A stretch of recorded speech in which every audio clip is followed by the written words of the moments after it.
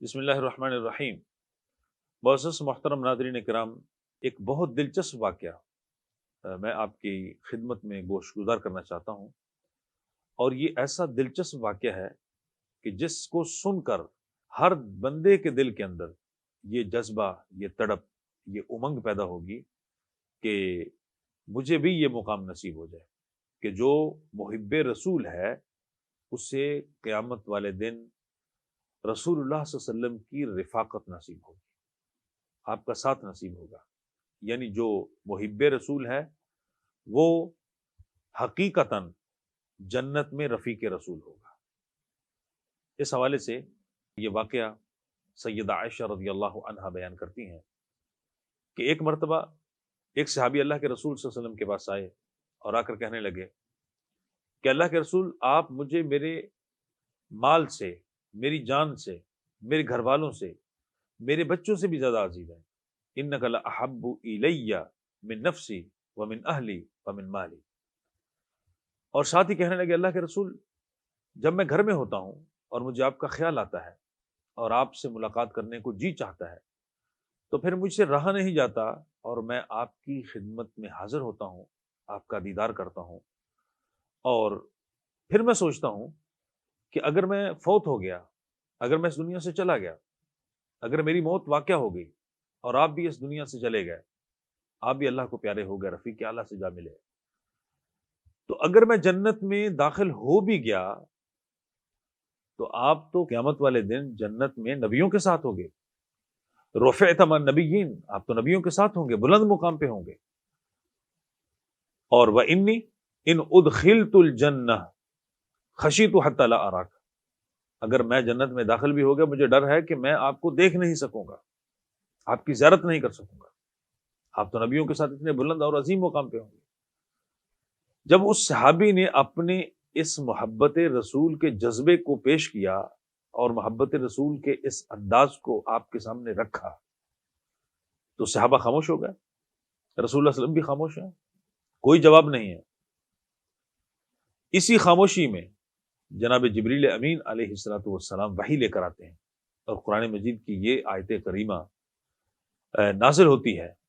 کہ وَمَن يُطِعِ اللَّهَ وَالرَّسُولَ فَأُولَٰئِكَ مَعَ النَّبِيِّينَ وَالصِّدِّيقِينَ وَالشُّهَدَاءِ وَالصَّالِحِينَ وَحَسُنَ أُولَٰئِكَ رَفِيقًا، کہ جو اللہ اور اس کے رسول کی اطاعت کرتے ہیں حقیقت میں وہ قیامت والے دن نبیوں کے ساتھ، صدیقوں کے ساتھ، شہیدوں کے ساتھ اور نیکوکار لوگوں کے ساتھ ہوں گے۔ اور ایسے لوگوں کا ساتھ کتنا ہی اچھا ہے، کتنا ہی خوبصورت ہے۔ گویا کہ اس آیت کریمہ کے اندر اللہ نے 4 مرتبے بیان کر دیے ہیں، 4 درجے بیان کر دیے ہیں، 4 قسم کے لوگوں کے مراتب کو ذکر کر دیا ہے۔ سب سے عظیم ترین جو مرتبہ ہے جنت میں وہ نبیوں کا ہوگا، پھر صدیقین کا، پھر شہداء اور پھر صالحین کا۔ تو گویا کہ جو اللہ اور اس کے رسول کی اطاعت کرتا ہے وہ ان درجوں میں ہوگا، اور ان سے بہتر دوستی، ساتھ اور رفاقت کے اعتبار سے کون بہتر ہو سکتا ہے۔ سیدنا انس رضی اللہ عنہ فرماتے ہیں کہ ایک صحابی اللہ کے رسول صلی اللہ علیہ وسلم کے پاس آئے اور آ کر کہنے لگے کہ قیامت کب آئے گی؟ تو آپ نے پوچھا کہ ما اعددت لها، تو نے اس کے لیے تیاری کیا کر رکھی ہے؟ وہ خاموش ہو کے بول کے کہنے لگا اللہ کے رسول، میں نے کچھ خاص تیاری تو نہیں کی، لیکن میں اتنا ضرور کہہ سکتا ہوں کہ لیکنی احب اللہ ورسولہ، میں اللہ اور اس کے رسول سے محبت کرتا ہوں۔ تو رسول اللہ صلی اللہ علیہ وسلم نے فرمایا کہ انک مع من احببت، تو اسی کے ساتھ ہوگا جس کے ساتھ تو محبت کرتا ہے۔ سیدنا انس کہتے ہیں کہ اس سے پہلے ہم کبھی اتنا خوش نہ ہوئے تھے جتنا کہ آپ صلی اللہ علیہ وسلم کے اس فرمان عالی شان کے بعد خوش ہوئے کہ ہماری محبتیں تو اللہ کے رسول کے ساتھ ہیں، تو انشاءاللہ یقیناً ہم جنت میں قیامت والے دن آپ کے ساتھ ہوں گے۔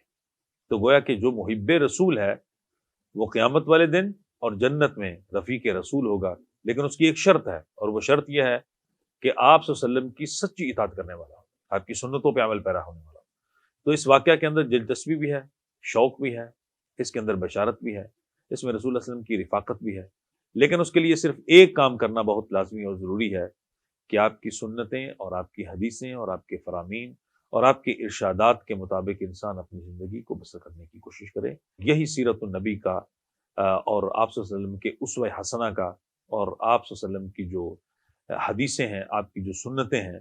ان کو ماننے کا یہی مطلب ہے کہ آپ کی اطاعت کی جائے۔ جو اطاعت کرے گا وہی حقیقت میں محبت رسول صلی اللہ علیہ وسلم کرنے والا ہے، وہی محب رسول ہے، اور وہی محبت میں سچا ہے۔ اللہ مجھے، آپ کو اور ہم سب کو